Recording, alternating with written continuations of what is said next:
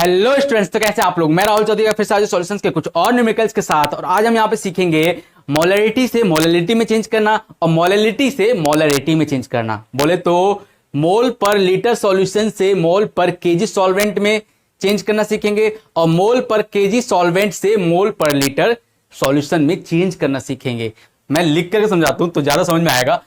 हमने दो टर्म्स पढ़े कंसंट्रेशन में, दो टर्म्स जो पढ़े थे, वैसे हमने पढ़े तो 8 टर्म्स थे, लेकिन जो मोलरिटी और मोलरिटी जो ये दो टर्म्स जो पढ़े थे उसका मतलब क्या था वो हम देखेंगे। मोलरिटी, सबसे पहले मोलरिटी जिसको हम कैपिटल एम से डिनोट करते हैं। किससे डिनोट करते हैं? कैपिटल एम से। ये क्या था? ये था number of moles of solute पर लीटर सॉल्यूशन, मतलब इन 1 लीटर से सॉल्यूशन, ठीक है ना, इन 1 लीटर सॉल्यूशन।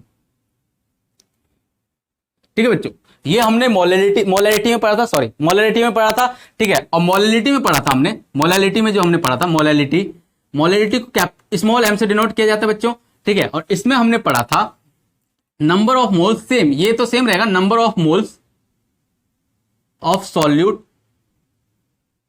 ये क्या था? Number of moles of solute in litre solution, in 1 litre solution. और ये था number of moles of solute in 1 kg solvent, in 1 kg solvent.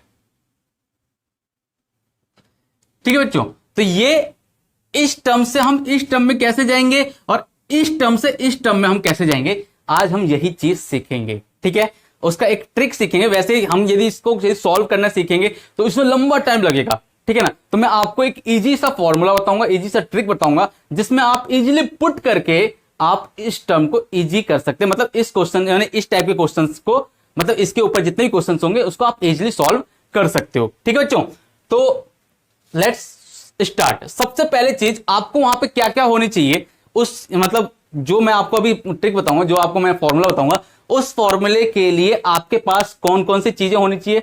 सबसे पहले ध्यान रखना, आपके पास यदि मोलरिटी से मोलरिटी में चेंज करने के लिए बोला गया है, मोलरिटी से मोलरिटी में चेंज करने के लिए बोला गया है बच्चों, ठीक है। तो आपके पास मोलरिटी होनी चाहिए, मतलब मोलरिटी होना चाहिए, ठीक है। सबसे पहले m की वैल्यू होनी चाहिए, ठीक है, ये होनी चाहिए। और दूसरी चीज आपके पास डेंसिटी होनी चाहिए, सॉल्यूशन की डेंसिटी होनी चाहिए, ठीक है। यदि ये दो चीज गिवन है, और सेम कंडीशंस आपका मोलरिटी में भी होना चाहिए, मोलरिटी की में, मतलब मोलरिटी से यदि मोलरिटी में चेंज करेंगे तो सेम कंडीशन इसमें भी वही होगी कि आपके पास यदि इससे इसमें चेंज करना है तो आपके पास स्मॉल एम, मतलब मोलरिटी होना चाहिए, ये दी हुई होनी चाहिए, और आपके पास डेंसिटी होनी चाहिए सॉल्यूशन की। क्लियर है बच्चों? ठीक है, तब आप इजिली यहां पे आप मोलरिटी निकाल सकते हो और यहां पे आप इजिली क्या निकाल सकते हो? मोलरिटी निकाल सकते हो, ठीक है बच्चों। लेकिन कैसे?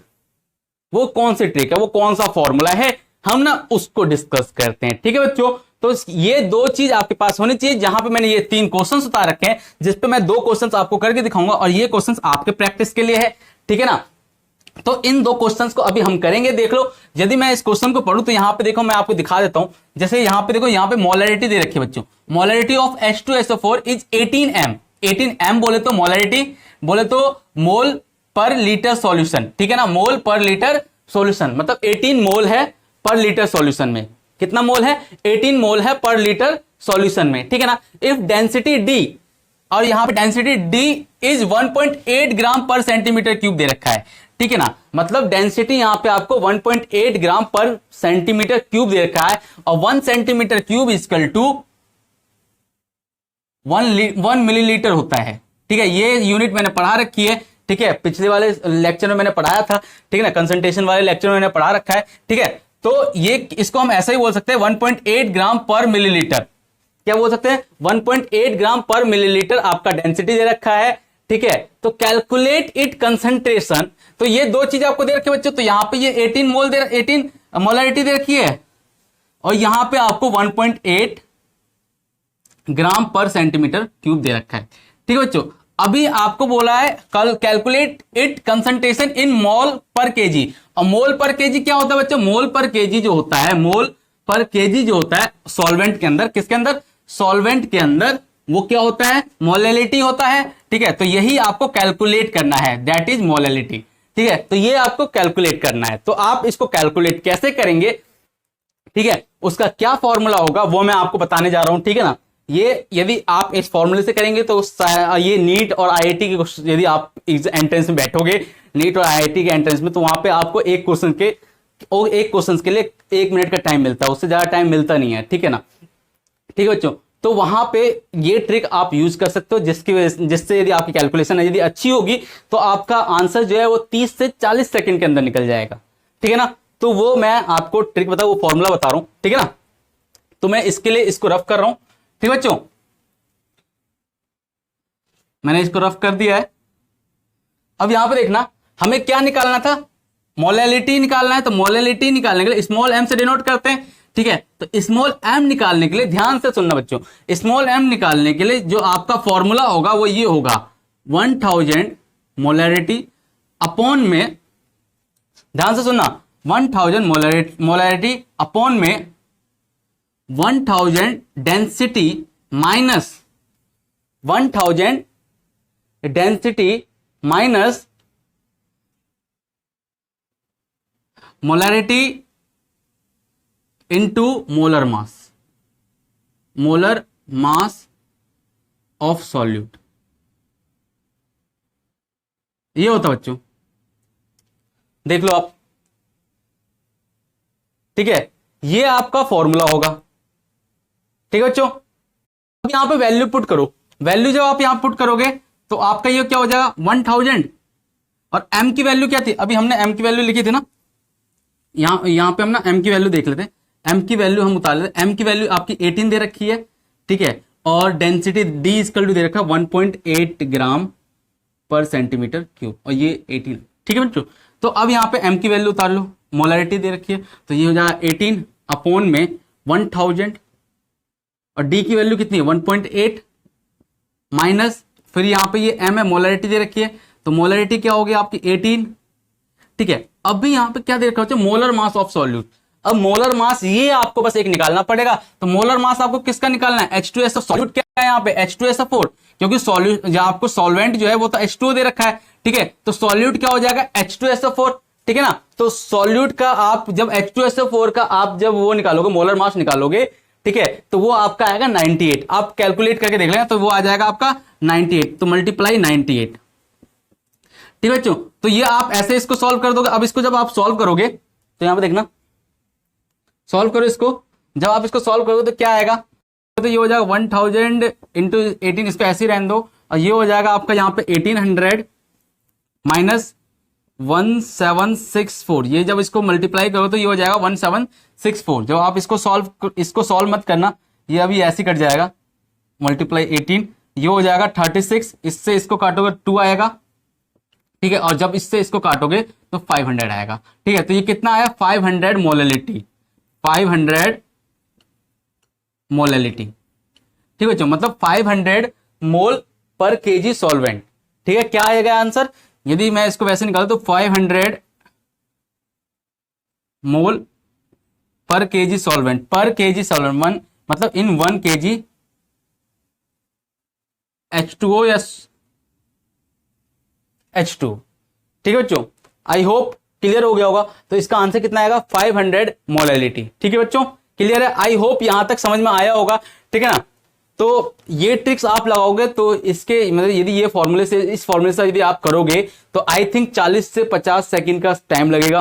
ठीक है, उससे ज्यादा टाइम लगना नहीं है। और नीट और आईआईटी पर्पस में, नीट और आईआईटी के लिए ये वाला फॉर्मूला आपके लिए बहुत ही ज्यादा कामयाब रहेगा। ठीक है ना, अभी ना हम ना एक क्वेश्चन ना ये नीचे वाला करके देखते हैं, मतलब सेम यही क्वेश्चन है।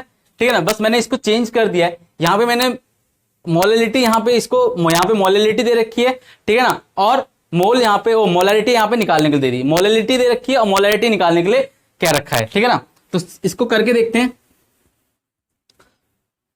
ठीक है बच्चों, ये फॉर्मूला आप उतार लेना। ठीक है ना, यहां पे देखना, यहां पे दूसरा वाला क्वेश्चन मैंने दे क्या रखा है, यहां पे देखो सेम क्वेश्चन है, जो ये क्वेश्चन था वो भी यही सेम वही क्वेश्चन है, बस यहां पे मैंने मोलैरिटी दे रखी थी, अब यहां पे मैंने दे दिया मोलैलिटी।